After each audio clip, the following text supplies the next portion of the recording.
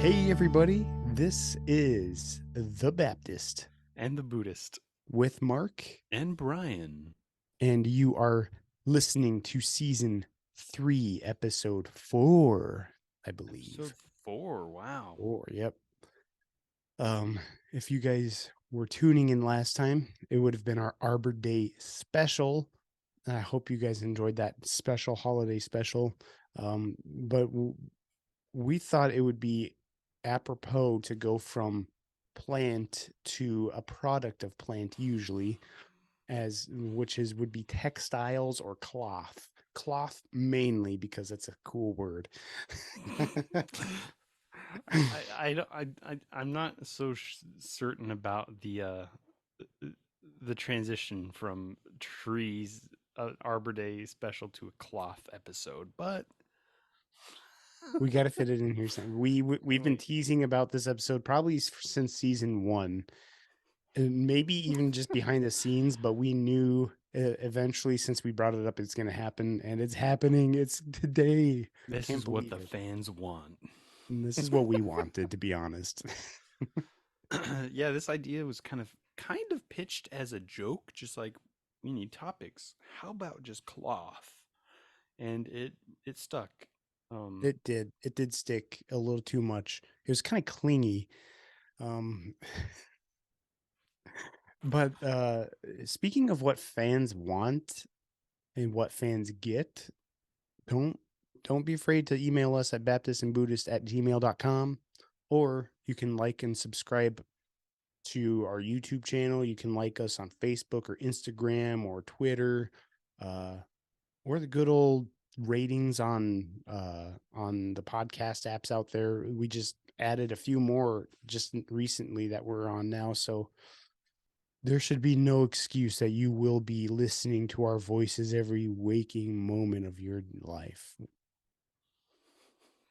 Okay, maybe that came off a little bit extreme, but while you're like driving your car or something, or baking a pie or something, yes, I hear we are great pie baking voices. or even like folding laundry, Laundry hemming a day, pair of pants. you know, Laundry day comes quick, and sometimes you just need something to get by. you need something to entertain your brain while you're folding the laundry. Yep. Yeah, exactly. So, um, we had a really great comment on if you listened to the last couple of episodes of this season, guys, you would be aware of our video out there on YouTube. It's called Christian Destroys Buddhist in Embarrassingly Devastating Debate, or something like that. We call it Baptist versus Buddhist, and check it out. We got some great comments telling us to go to our room for 30 minutes and to work it out. And while I appreciate the sentiment, I am in my room and we are working it out. No, they said they love the video and they love the discussions that we had. So thank you for that, for Yes, bringing thank that. you. And yeah, if you leave a comment that we really like or that we really don't like, we'll read it anyways. Um, it's going to be it's always great to have the contact and the um, communication from you fans to see what exactly is Yeah, we like wrong with us. interaction. Interaction, yep. So this So episode, we are going to be flying by the seat of our pants, so to speak. yep, yep, we're gonna, I mean, even if we just get into like just touching the hem of the garment, we're gonna be getting into some really interesting topics. um and with the way we approach topics, I'm coming from a biblical perspective. If you're not familiar with this, I'm coming from a more Christian biblical perspective. Brian's not necessarily coming from this, like, it's not really cut from the same cloth. He's coming from a Buddhist perspective on whatever topic we talk about on these episodes. So, I I worked that joke up for for a while there. You know, we really are cut from the same cloth because I was trying to make that same joke. Oh man, yeah. I guess we're all just like on the same thread. Yep. Okay, so speaking of threads, cloth. What is cloth? Brian, no. If you are in any sort of modern uh civilization, you will probably recognize the concept of cloth, which is the woven fibers from plant and or petroleum products. I make it seem like I'm reading from something, but I'm not. I'm just making that up for a second. Mainly used to protect our persons from the environments. Yeah, yeah, exactly. Or to style oneself for You, cultural acceptance. that is actually a really good point. And will come up later. Uh, Yeah. Oh man, yeah. Oh, my notes don't even go that far yet, but so when I first think about like cloth and the Bible, um, I think about like the Levitical law, and I think most people that think of like weird Jewish law will like sometimes come to this in Leviticus 19:19. It talks about um Mixed cloths, right? yeah, it says neither shall a garment mingled of linen and woolen come upon thee. So like generally speaking, the Jewish law is, hey, don't mix fibers of different cloths together. And and the big question is why? Yeah, Why why? on earth? A lot of people try to approach the Jewish law as like very like there's a reason for like God told Israel to do it for a specific reason. Like don't eat don't eat pork because pigs had a lot of diseases back then. Now it's kind of under control these days with health and stuff. But uh in Leviticus 20 verse 7, God tells them exactly why they are to follow these laws. And it says, sanctify yourself therefore and be ye holy, for I am the Lord your God. So the whole reason why Israel was supposed to be following these laws was to be separate and unique from the rest of the world. Like, why are they doing so many different things? And Israel was to be basically a light on a hill for the rest of the world to see and come to God through Israel at that time. So they were to be uh different, and they were to signify something different, and that's what God told them to be.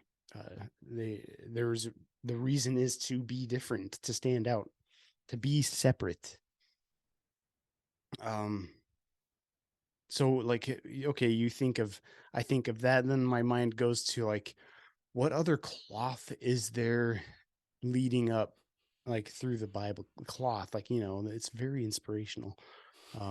But if you read Exodus 28, it talks about the like priestly robes and priestly clothes of the temple, like how they were to participate in the tabernacle and eventually the temple um, uh, workings, just the how they were to do everything. And I mean, I could get into detail about their like breastplates and ephods and robes, and it even goes down to like having undergarments.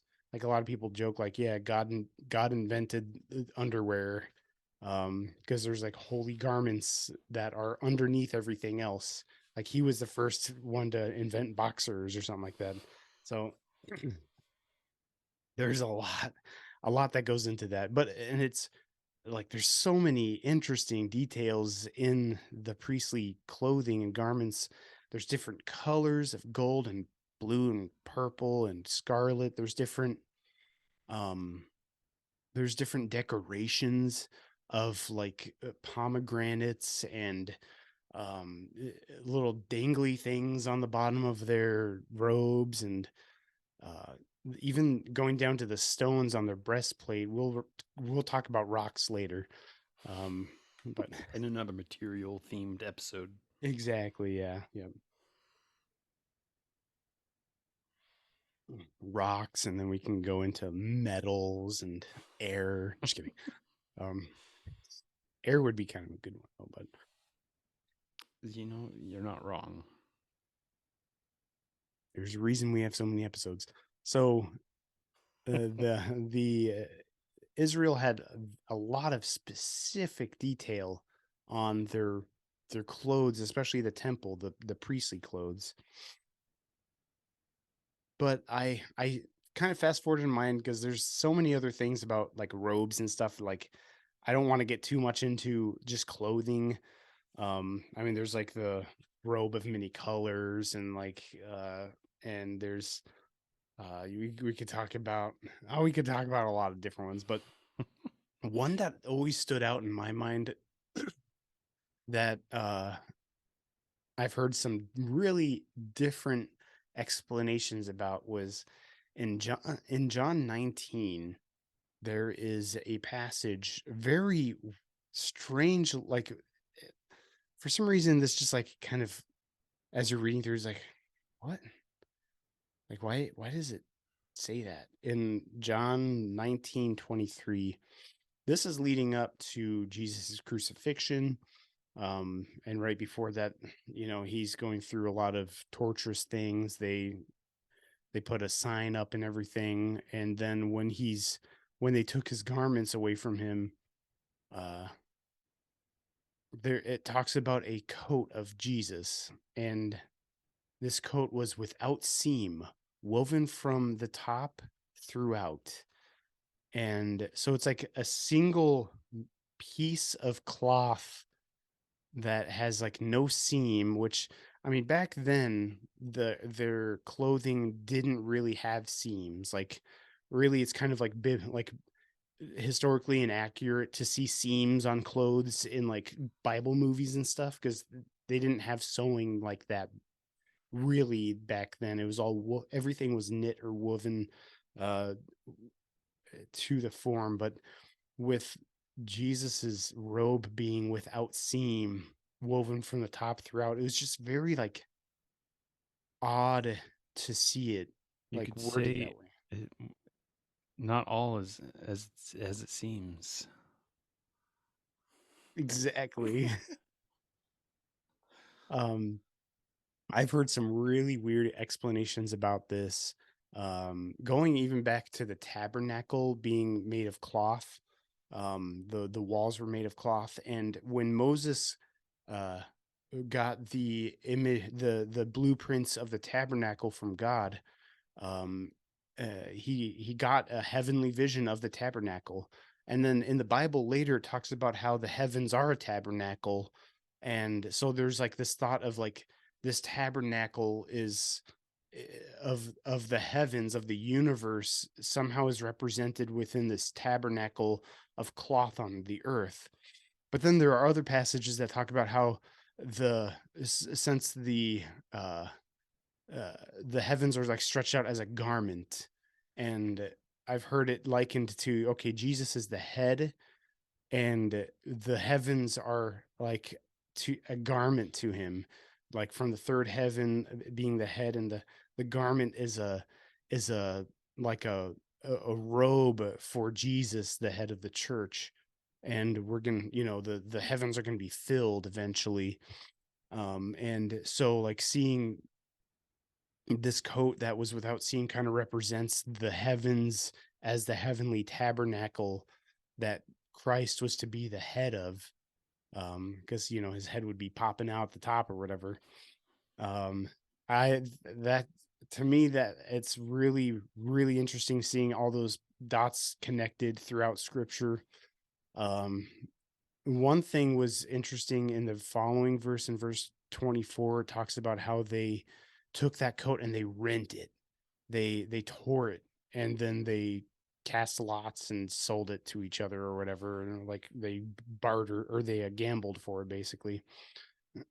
That and it says that they did this that the scripture might be fulfilled, which saith, they parted my raiment among them, for my vesture did they cast lots. These things therefore the soldiers did. So part of the reason they did that was because they were fulfilling what was prophesied before in the Old Testament about his raiment being rent.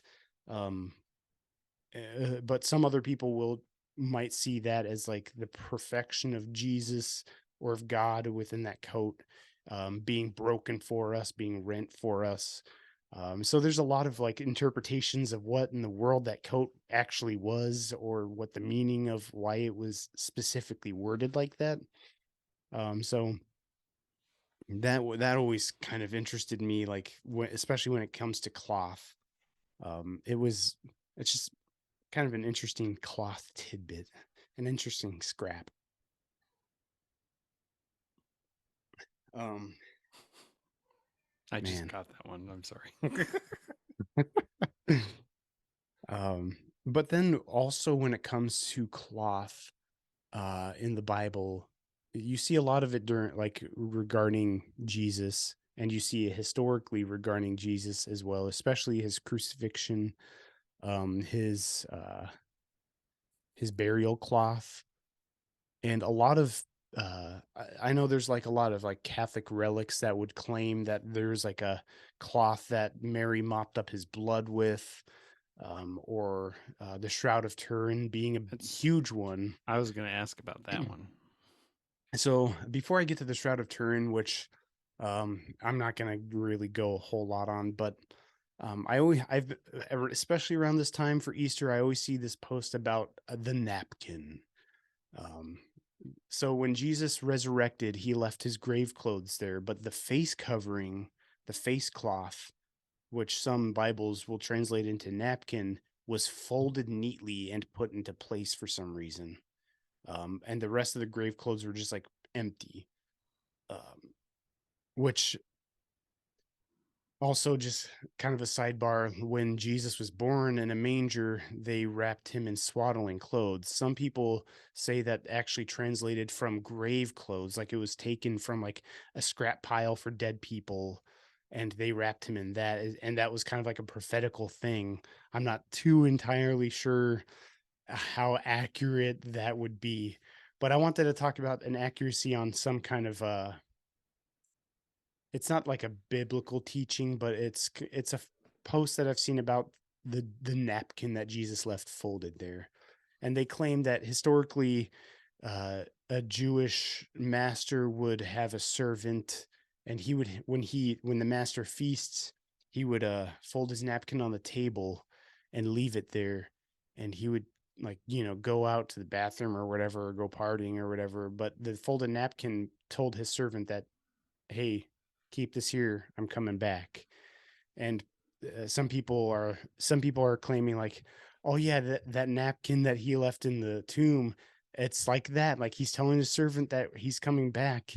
Like, Hmm. that's great, that's a great story and all, but like, that wasn't a table napkin, that was a burial cloth, that wasn't a table, that wasn't a feast, that was his tomb. This isn't a dinner table, it's a tomb. um, so like, just because it was translated napkin doesn't mean that he wiped his face after he ate the lamb or whatever. So, like, I don't know. It's kind of a stretch to me, and that cloth doesn't stretch that way. It doesn't have a four-way stretch. So I mean, metaphorically, I could see a lot of great symbolism in it. yeah, yeah, and I don't have like, I'm not gonna say like that's so stupid, guys, but like, historically speaking, like his face covering, it's not really supposed to be symbolizing a dinner napkin. Um, but I mean, I guess if you're gonna eat his flesh and drink his blood, then maybe. Not to be sacrilegious about taking communion or anything, but um, some interesting some interesting verses about the Shroud of Turin, which is historically, I don't know where the name Turin comes from. I don't know a whole lot of the history behind it. I've watched documentaries and read about it I before. think Turin might be a place in Italy. Yeah, so they claim that they have the actual burial cloth of Jesus, and they've done like laser imaging of what his face would have looked like compared to the markings on the cloth. Um, so like Matthew 27:59 says, and when Joseph had taken the body, Joseph was a rich man that had a tomb that he purchased, and it says he wrapped it, the body of Christ, in a clean linen cloth and laid it in his new tomb, which he had hewn out in the rock, and he rolled a great stone to the door of the sepulchre and departed. John 20, verse 3 says, Peter therefore went and that other disciples and came to the sepulchre, so they ran both together, and the other disciple did outrun Peter. That's kind of like a people always say like John is poking fun at Peter, like, yeah, I outran Peter, yeah. Um, and came first to the sepulchre. And he stooped down and looking in, saw the linen clothes lying. Yet went he in not, so Peter didn't go in. Or no, John didn't go in. And then cometh Simon Peter, following him, and went into the sepulchre, and seeth the linen clothes lie, and the napkin. So the King James version uses the word napkin. This was about his head, not lying with the linen clothes, but wrapped together in a place by itself. Then went in also that other disciple, which came first to the sepulchre, and he saw and believed. So these grave clothes, they believe is like especially like a more Catholic tradition believes that these grave clothes, the Shroud of Turin is what it is, and there's the imaging, and there's some really interesting like things about the imaging of the especially the face covering. They can image his face out of it, and it's like they say that these markings would have come from like some kind of like energy UV particles or something. Like, oh yeah, when he was when his body was transformed, it might have like emitted some kind of like rays, and that's what imprinted these markings in the first place or something. I don't really know. Like that's how they explained it in the documentary that I saw once. But yeah, they imaged like they made a whole like CGI imagery from the scan of the cloth and everything. Is it his grave clothes? I don't know. It's kind of cool that they might think it is, but like I don't tend to stick with the Catholic tradition of like the biblical history things. A lot of it, sometimes a lot of it doesn't make sense. Well, I'm not going to get into too much of what I've seen in Israel. Like, oh, look at this traditional spot, but then like the my tour guide who's a missionary is like, but if you come around here, this is actually where like the Sermon on the Mount took place. Like there's like a tourist spot where you can go into this like church that was built. And it's like, oh, this is where Jesus stood and spoke to the like the 5,000 or like the thousands of people there at the Sermon on the Mount.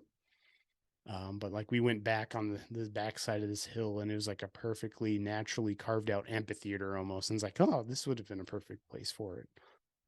Just like different things like that. Um, I know the Catholic Church has a traditional site of where Jesus's tomb was, but there's also the Garden Tomb, which is a site that you can go visit. I've been in there, and it's a tomb that was carved out of the side of the hill, and it was actually like less than 100 meters away from Golgotha, the place of the skull, Calvary, where they believe that this hill was Calvary, where Jesus was crucified. And then like this historically, this area where this tomb was a vineyard, which only rich men would have. Joseph of Arimathea was a rich man, so they're like, oh yeah, he probably owned a vineyard and wanted his tomb there. It's all up for debate these days. So like, And my limited knowledge is of the tradition of relic uh, keeping. Uh, I know in the Crusades, relic finding was a huge thing. But the thing was they would, multiple armies or whatever would claim to have such and such spear, or uh, they would even, siege a city because they had a dream that a relic was there. And right, um and from maybe a skeptic's point of view, it would be, maybe there's a tooth of someone important in that village or a spearhead or something, and you would plunder it and inevitably find a tooth or a spearhead, and Yeah. all of a sudden your siege is justified. Right.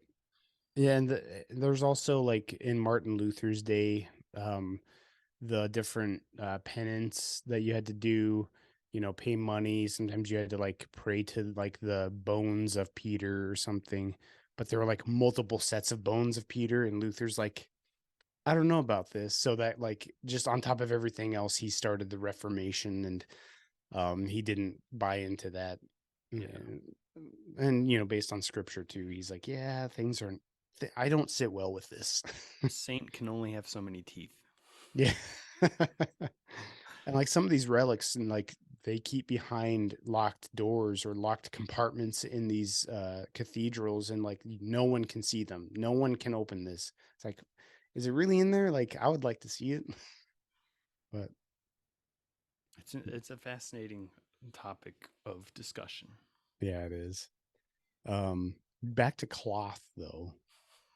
Um, Another thing that comes to mind with cloth, and we've already seen like linen and everything.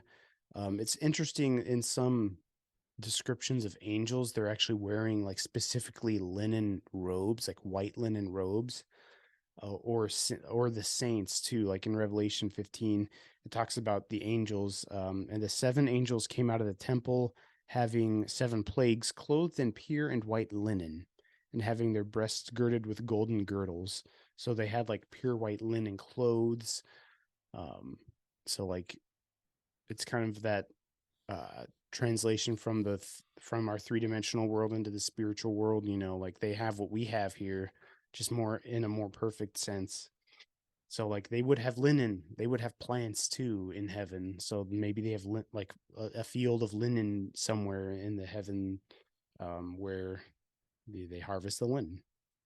um, on the opposite side of white linen robes, the Bible talks about sackcloth a lot, and that's usually just like a really coarse cloth used typically for mourning, like for being saddened.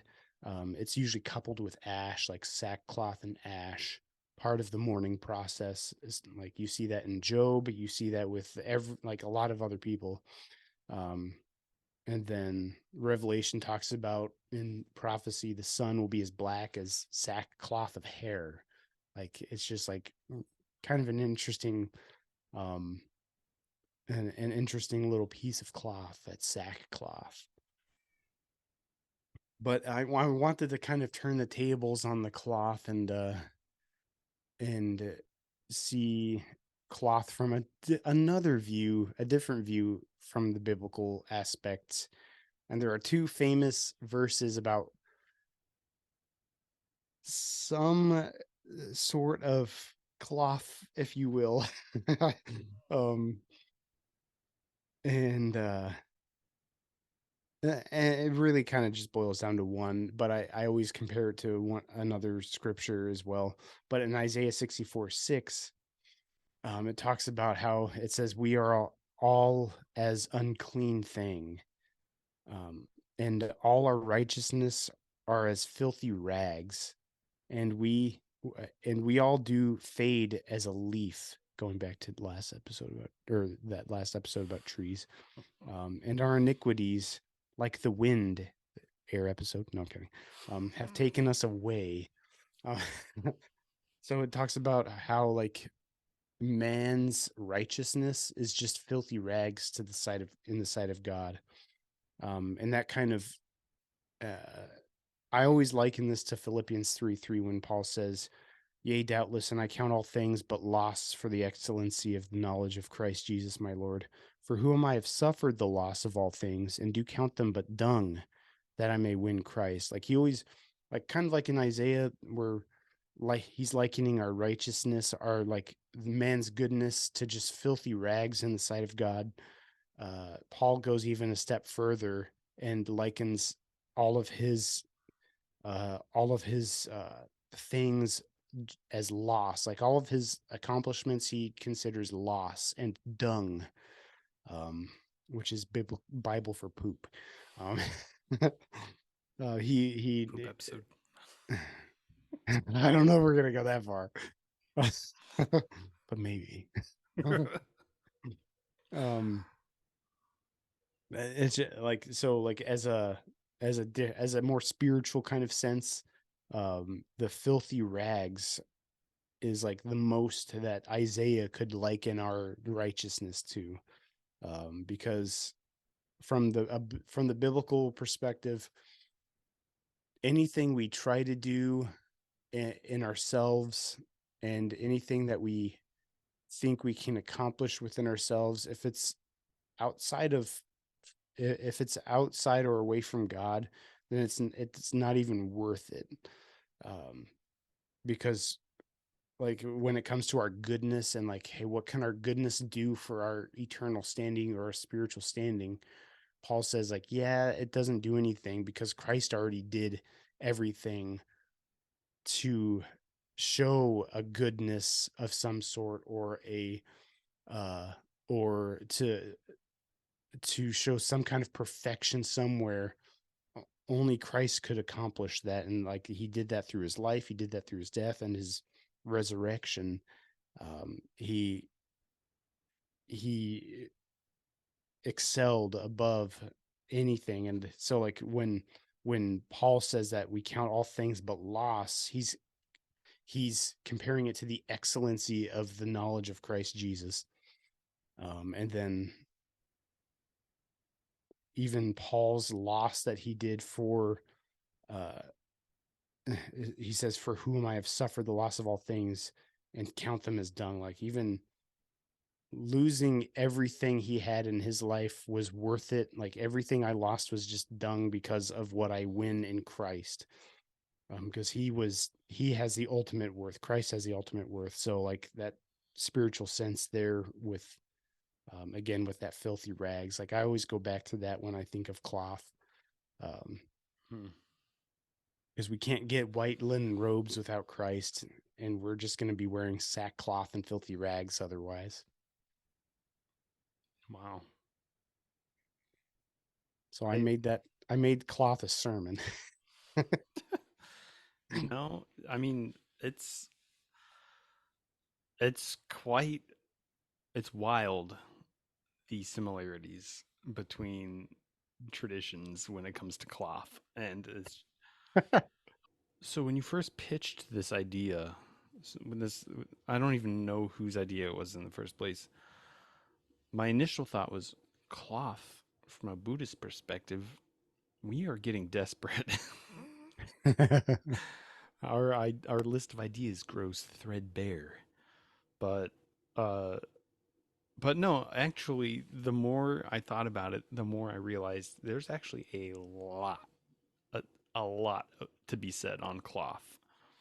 Um and I'm of two minds about cloth from a Buddhist perspective. One is the practical, literal approach to cloth, and two is probably more important, which is the cloth is a metaphor. Um, so I think I will touch on the practicality of cloth first. Um, as as as lay practitioners, there's not really much that we need to worry about cloth. Like it's not a big deal. Um, but it gets really fascinating when you look at the Vinaya, the monastic laws of pertaining to cloth. And it was really, really interesting to me that there was a point in your deep dive into cloth where people equated the swaddling cloth to the grave cloth, Mhm. because in early Buddhism, when the Buddha first began to form the sangha of monastics,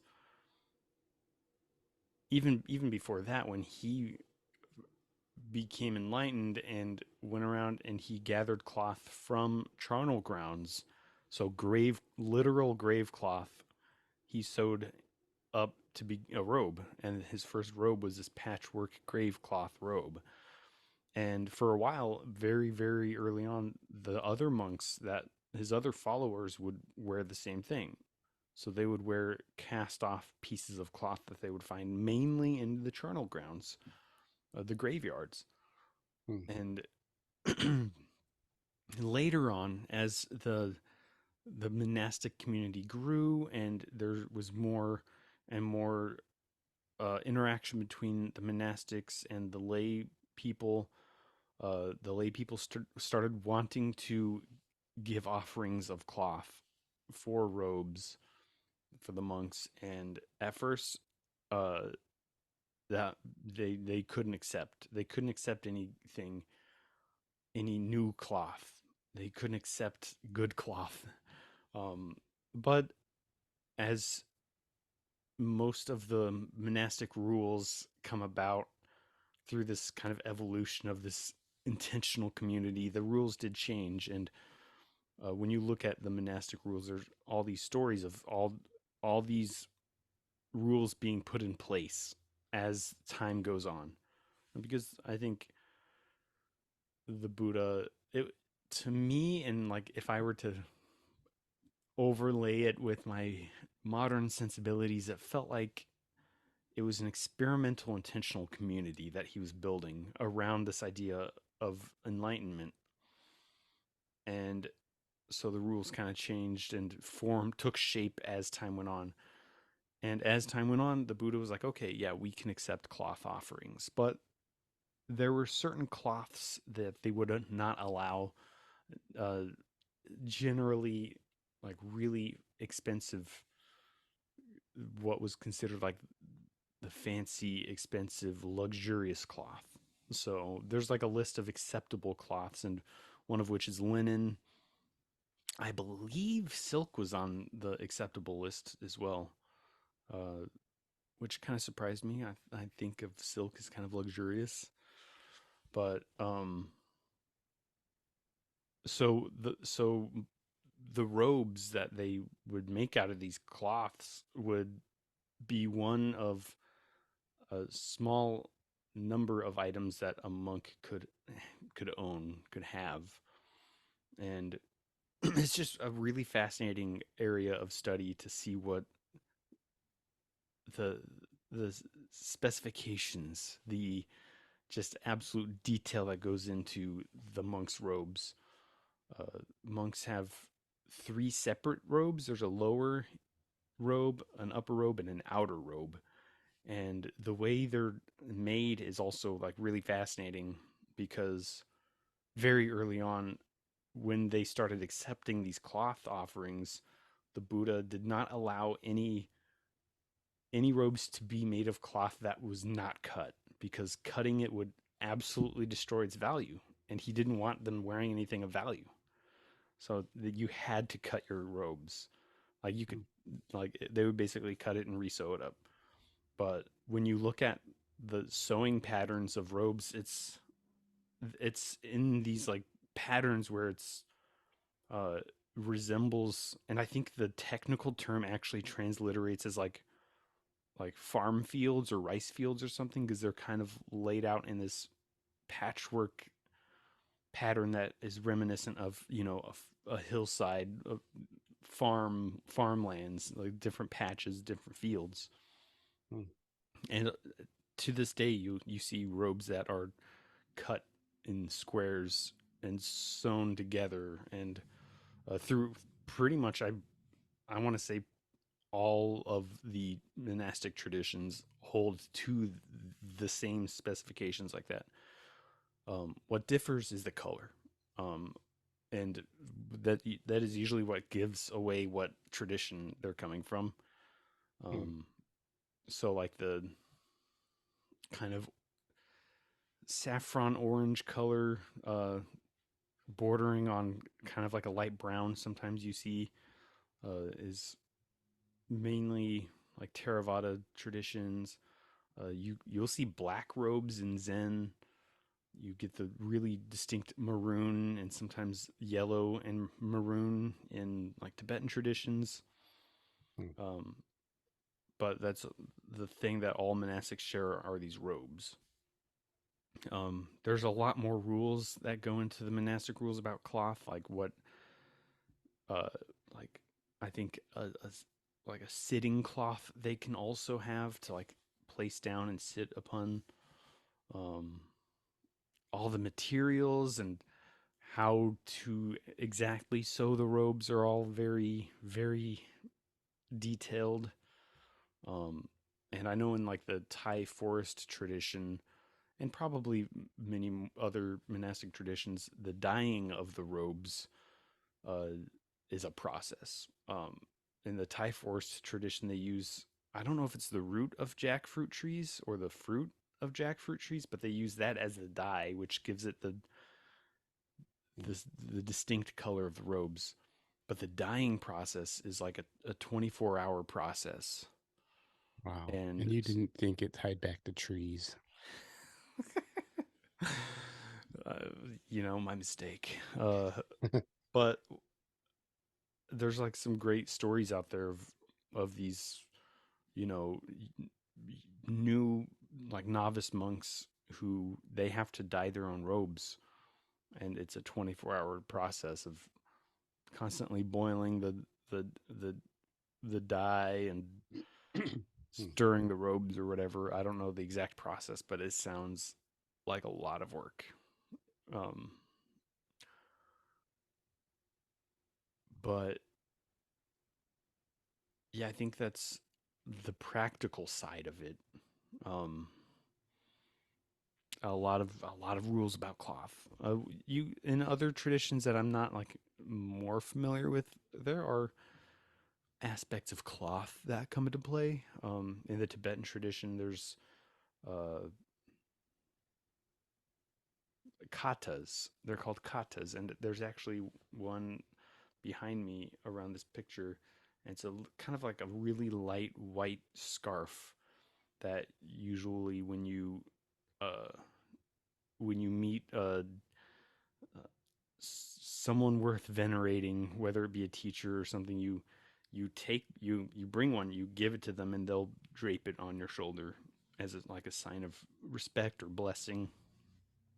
Um, so it's a very, very popular practice in Tibetan traditions, and maybe more other traditions. I'm not entirely sure. I don't know the history or the nuances of that practice of the kata, but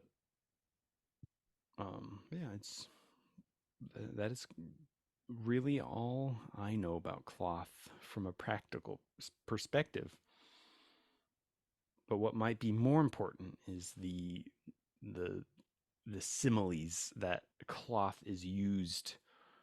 Um, and actually, before I go into that, there is one other thing about the practicality, because there's all these rules. But the first thing that came to mind, one of the first things that came to mind when I was contemplating this idea of cloth was from, I believe yeah, it's the second sutta, the second discourse in the middle length discourses, uh, the Sabbasava Sutta.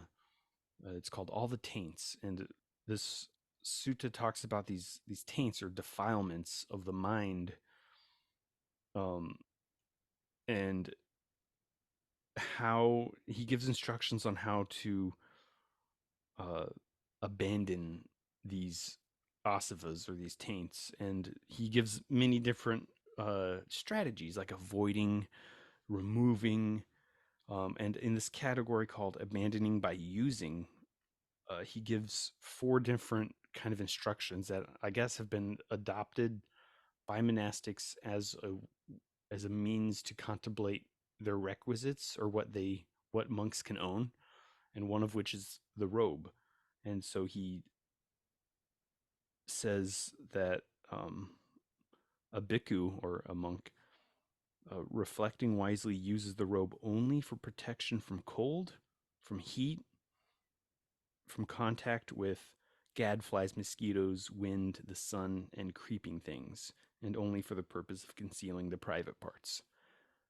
And basically, you don't wear clothes. You won't wear the robe to be oh, look at me, look who I am. You're Hmm, using it for these very practical purposes. And hmm, contemplating that, it says reflecting wisely. You're reflecting on the use of your coverings in order to abandon these defilements of the mind. And I mean, the he also uses this kind of approach with your food, your shelter, etc., and even your medicines. So a little more practical, even a practical reflection to use in your life, mainly as a monastic, but I think also people could use that in their day to day life to kind of overcome vanity or conceit or something. hmm. uh, you know, fashion, you put so much of your identity in how you look. Sometimes it might be a little healthy to remove that aspect. Oh, Uh, absolutely.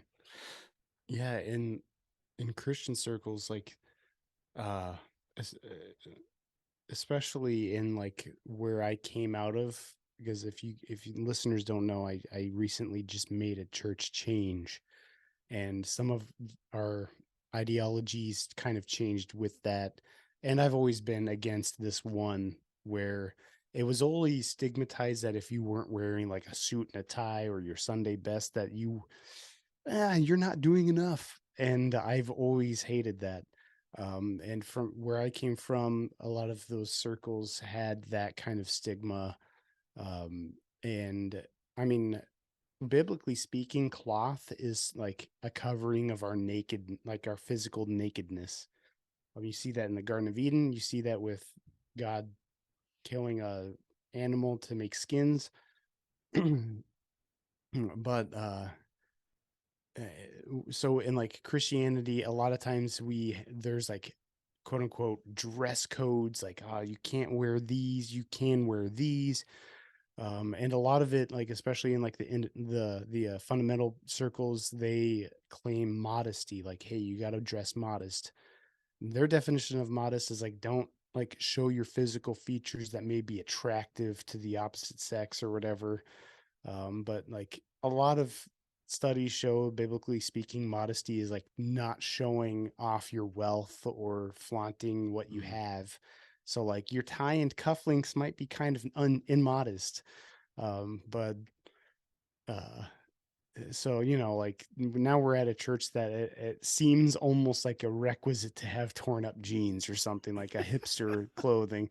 Now I mean they laugh at that, like, oh yeah, like I'm like, oh, I might need some ripped jeans, and they laugh like, oh yeah, you don't need to dress any certain way. Like I wore this to church.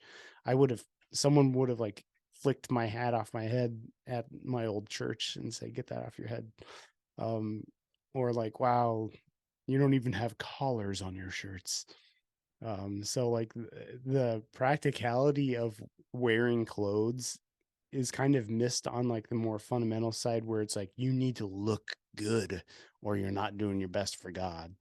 So it's kind of that's stigmatized. yeah, it's almost like going past the point of practicality and going like just ending back where you were what you were trying to avoid. Historically speaking too, a lot of the churches like started wearing, like requiring suits. Some churches I know will have suits and dresses in a closet, like, hey, put this on before you come in because you're not dressed well enough. And historically speaking, some churches started doing that, like to keep poor people out of their sanctuary so they don't mar their image. So like, oh, you got to wear suits to church, guys. Sorry, like, okay, only the rich guys that had suits had to come. So like, Wow. that's another reason why I'm against that, anyways. So, That um, reminds me of like why the Buddha in the first place puts such restrictions on what monks could wear. Like why robes, why cast off cloth to begin with? And it was kind of uh, a pushback against the caste system, um, in hmm. ancient India, and he wanted it to, if someone were to enter into, as a Buddhist, as one of his followers, he wanted caste differentiation to disappear. You could be the untouchables, you could be a Brahmin. It doesn't matter. You're all the same under the Buddha's, you know, teachings.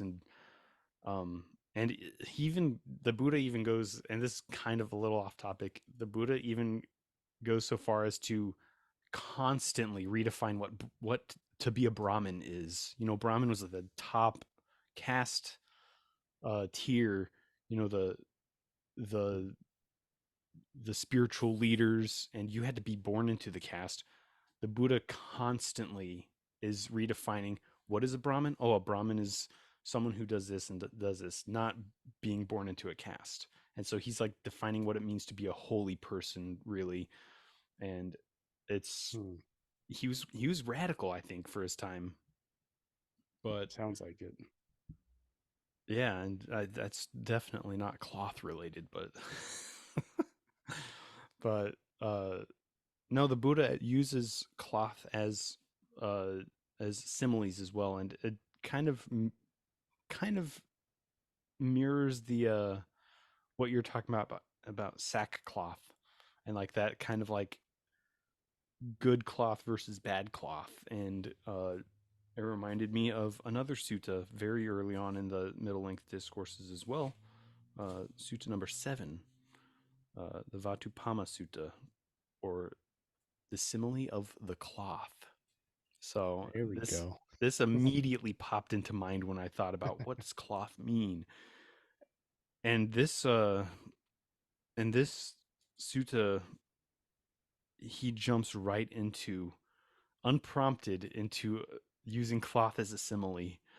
Um, and he talks uh about if a piece of cloth was stained and the dyeing process of said cloth. And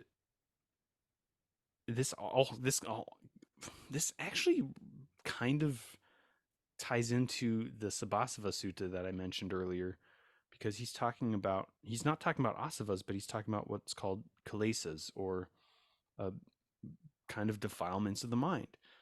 Um, and he says, suppose a cloth were defiled and stained, and a dyer dipped it in some dye or another, whether blue or yellow or red or carmine, it would look poorly dyed and impure in color. And so, on the opposite side of that, a clean cloth dyed would come out looking pretty good. And he's using this stained and impure cloth to represent these kilesas, these defilements of the mind that um kind of destroy our ability to concentrate our mind, to have insight into the nature of reality.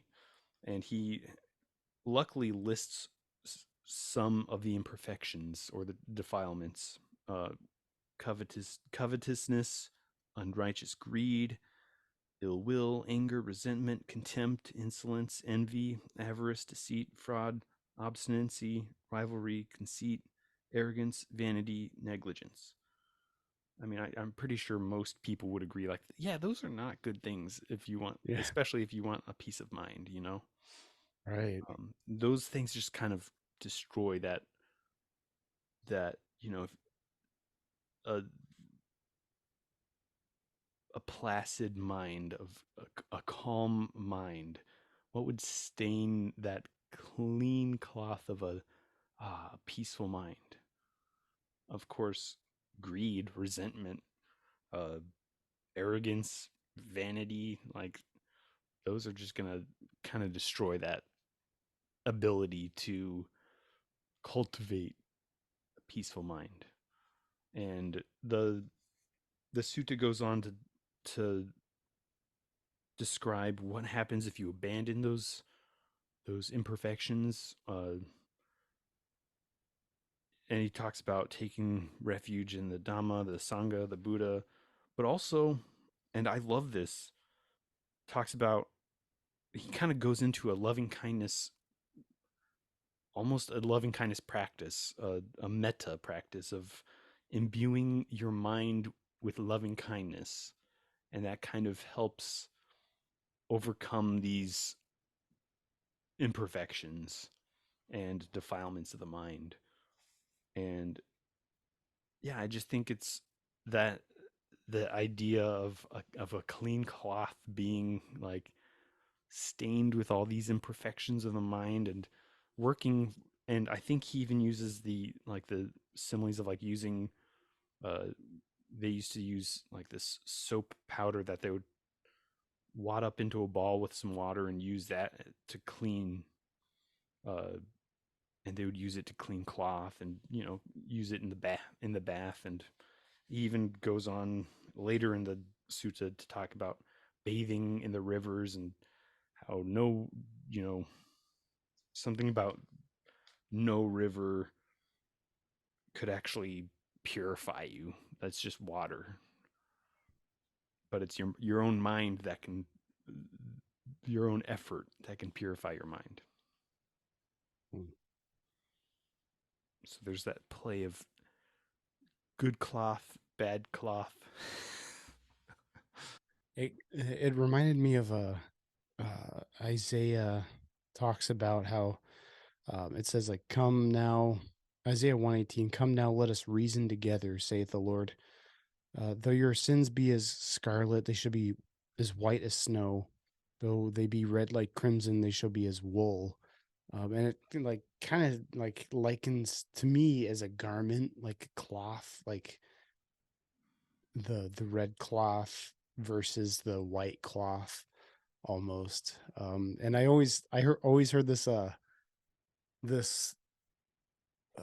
example, this real life example that was kind of like, wow, that's really oddly specific, but like it's supposed to be how God sees sin paid through Jesus Christ, and how there was like this, I think it was like a British guard or something, like some like royal guard, they had like some red cape on, and this person got in a car, looked back, and is like, "Whoa, what in the world? His cape looks white now." And what it was the glass of the car was slightly red tinted, and it made Hmm. the white cloth look, or the red cloth look white. So like it's like God seeing our red sin through the red blood of Christ, and it like shows us as pure white now, because we're he doesn't see us, he sees us through Christ. So it's like Oh wow, that red cape looks white now, and it's like it reminded me of Isaiah. that that reminds me of a cloth related simile that you come across in especially like Zen circles. And I think it's just a really apropos uh, metaphor of uh, this concept of the Buddha nature, of that everyone has this innate uh, innate uh, ability, or this kind of core nature of being enlightened, of liberating from suffering, of everyone's a Buddha. Everyone has this potential to be awakened, and it's likened to a nice gold Buddha statue in the corner, covered in dirty rags, just a pile of oily, dirty rags. And you may even forget that the statue is there, but the value of that gold statue is never diminished by the oily rags. And all you have to do, you don't have to gain anything. You just have to pull all those oily rags away. Get rid of those dirty rags, and you will finally realize the value that is there. Oily rags. And it's kind of used as this metaphor of how to gain enlightenment, especially from a Zen tradition.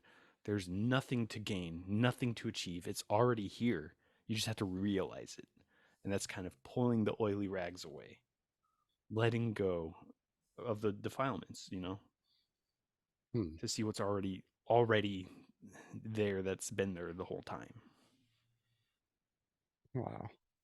So it's kind of that red tinted uh, Yeah. Cloth.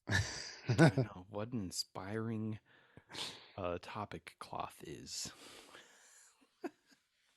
I'm never gonna see the fabric store the same again. Yeah, Fabric, man. There's fabric of reality. yeah.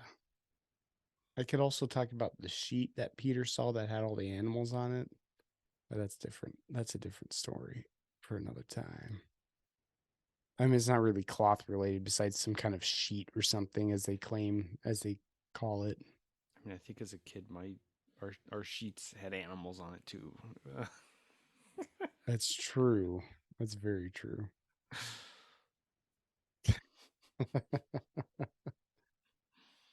Oh man. Um.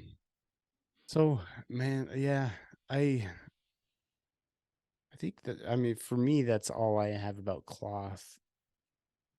And you yeah, can only go so far. I mean, but you can only stretch it as far as it can.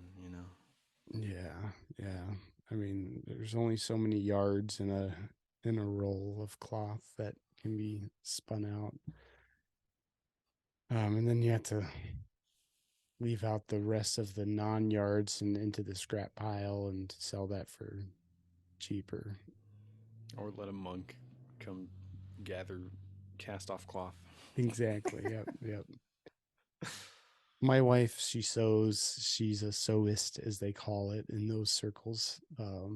So there's a lot of cloth behind this door, like into this other room. It has lots of cloth, and I always help out with like scrap projects and stuff because it's just cutting a lot of cloth. Cloth is just so weird if you really think about it. I think cloth is like one of probably the earliest like man-made, obviously man-made material. It's just like so much ingenuity that goes into cloth. Yeah, when I was in Israel, I saw like even just like the wool spinning at like the Nazareth village, but in where was this? I don't remember where it was at. I think it was a historical site where it's like the world's oldest archway, like arched doorways. Look it up because I don't even remember where it was. I think this was that place. There was like some Roman stuff, but there was like a 2,000-year-old cloth that they found in a cave, and it was like what you would imagine, like kind of tannish white cloth, like robe with like a blue stripe through it, like a like a darker blue stripe, like going down the side or something. It was folded up. I think I have a picture of it somewhere. But it's like it was preserved so well in a cave. It's like, oh yeah, this is like biblical era cloth. Like, and it was like Wow. it looked perfect too, like just a little dirty. Um, Nowadays, fast fashion, you can't have cloth that lasts 2,000 years, much no, less 2 months. yeah, I mean, I pull out an old shirt from my drawer and there's holes in it already. So Talk about holy cloth. holy cloth, yep. And moths don't eat cloth; their larvae do. The caterpillars do, and there's only a select few cloth eating larvae of moths that do. So like, don't hate on moths, guys. It's not They're not that bad. This has They been a public service announcement. there's silk moths that spin silk, and apparently they eat silk moth larva, or maybe it's their pupa in some Asian countries too. So it's a delicacy. Wow. Yeah. So if you guys want to message us, what's your favorite cloth? No, I love linen. Like, linen is pretty awesome. yeah, I used to rock linen pants all the time. Yeah, but we're not talking about rocks right now. We're talking about cloth. Um, Yeah, please, guys, if you have any questions about cloth in general, see your local textile expert. If you have any questions about the Baptist or Christian side or the Buddhist side, feel free to reach out to us, baptistandbuddhist@gmail.com. You can comment and do stuff on YouTube, like and subscribe and hit that notification bell. You can subscribe to all of our audio podcast places, leave reviews, Instagram, Facebook, Twitter, all the places. Reach us. Hit, even if you just want to talk or ask a question off air, we won't put it on there if you don't want.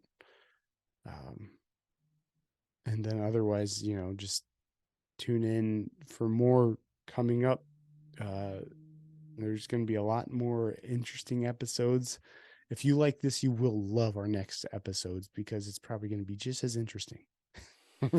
Or more, if that's even possible. Yeah. I mean, if we can top this, it's kind of hard to, because this is the apex of creativity right here, like right on top, like Top cloth topics, like right on top of the mountain, and like it's all downhill from here. So sorry, guys. Like, Everything else after this just is an unraveling. yeah, it just all unravels from here. Unfortunately, I mean, you can only absorb so much with the amount of cloth you're given. The wheel weaves as the wheel wills. Yeah, exactly. So, if anything else, Brian, before we get out of here and change. I just want to express my absolute affinity for cloth.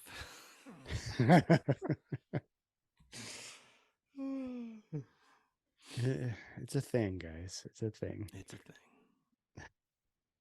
Even your cat is admiring the cloth on I know. you. Like, what is that? He's just like, wow, human ingenuity. Yeah, exactly. Animals can't wrap their minds around cloth. They're stuck with just But they growing can all be these wrapped in cloth. loose threads out of their body, Yeah, like, how did you weave your hair so perfectly? That's not mine. Oh man. Well, guys, I'm sorry about all the cloth banter, but we're cloth fanboys, so Yeah, I hear all your hems and haws. well, we'll talk about it whether you like it or not. So, there's my other leather joke right there. I don't. That's not cloth, guys. It's not cloth. That's not. Yeah. So, anyways, this has been the Baptist And the Buddhist. with Mark And Brian. and we will see you guys next episode. We will knock your socks off. Bye-bye.